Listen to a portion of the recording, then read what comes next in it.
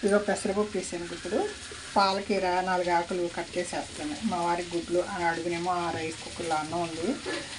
ఇది వచ్చి brown rice అండి. బ్రౌన్ రైస్ నానబెట్టాను. మా వారికి సపరేట్గా ఉంటాను, షుగర్కి మంచిది అంటున్నారు. బ్రౌన్ రైస్ అది ఆయనకు వండుతాను. ఇది మాకు సాయంత్రం మా అమ్మాయి అన్నం తింటాక వస్తున్నాను. ఇద్దరికి కలిసి గ్లాస్ బియ్యం ఉంటాను. ఇది మా బుడ్డోడికి పాలకీర పెసరపప్పు కొంచెం ఉప్పు నెయ్యి వేసి మిక్సీలో ఒక చుట్టి అన్నం వేసి పెట్టేస్తాను.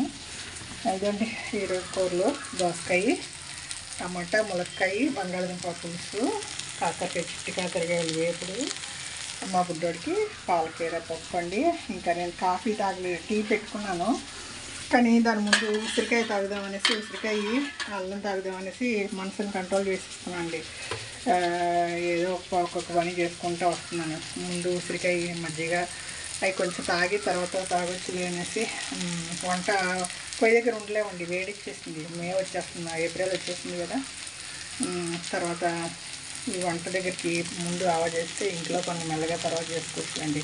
పొయ్యి మీద అన్నీ ఎక్కిచ్చేస్తాను. దాంట్లో కాస్త నీళ్ళు పోసేస్తాను, దీంట్లో కారం వేసేస్తాను, ఈ కుక్కర్ పొయ్యి మీద పెట్టేస్తాను. మా వారికి ఆ బియ్యం కడిగి పెట్టేస్తాను. అంతే అండి. ఇది వస్తుంది కదా.